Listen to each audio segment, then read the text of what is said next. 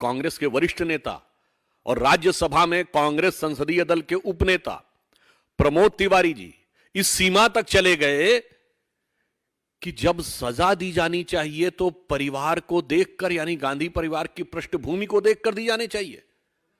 यानी यह बहुत आश्चर्यजनक बात है। इसके अंदर भी एक संवैधानिक विषय है कि कांग्रेस पार्टी न्यायालय के न्यायिक विवेक से अपने को ऊपर समझती है। It means Congress party considered themselves superior than the judicial jurisprudence of the courts, and they will decide that in what manner and on what basis the court should give their final verdict.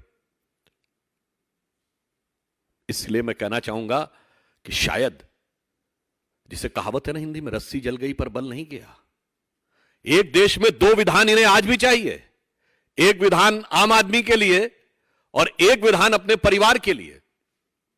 वैसे एक सरकार में दो प्रधान तो वो चला चुके हैं और पार्टी में भी दो प्रधान चला रहे हैं, यानी दो प्रधान चला रहे हैं और परिवार के लिए दो विधान इन्हें आज भी चाहिए।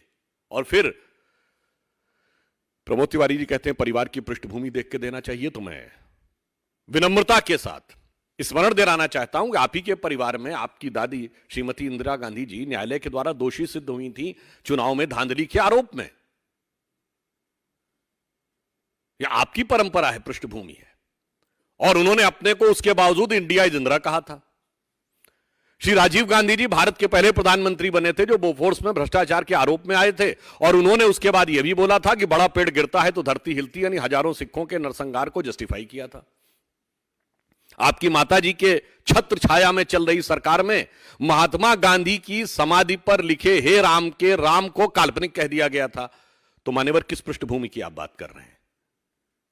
पृष्ठभूमि तो और भी ज्यादा खतरनाक नजर आ रही है, और यहां पर विषय उससे भी ज्यादा है। भारत के पिछड़े समाज के प्रति इस प्रकार का दुराग्रह, और उसके बाद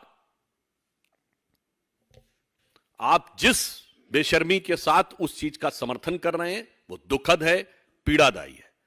ईमानदारी तो यह कहती थी कि आपको क्षमा याचना करनी चाहिए थी, और दुख की बात यह है कि ये जितने भी अपने को पिछड़े दलितों के अलंबरदार बनते हैं वो अचानक मौन साधना में क्यों चले गए? इतना बड़ा बयान, जातिगत अपमान पूरे पिछड़े वर्ग का किसी अन्य ने कर दिया होता तो पूरे देश में आग लगा दी होती, परंतु आज ऐसा लग रहा है कि ये सारे के सारे अलंबरदार मौन साधना में चले गए।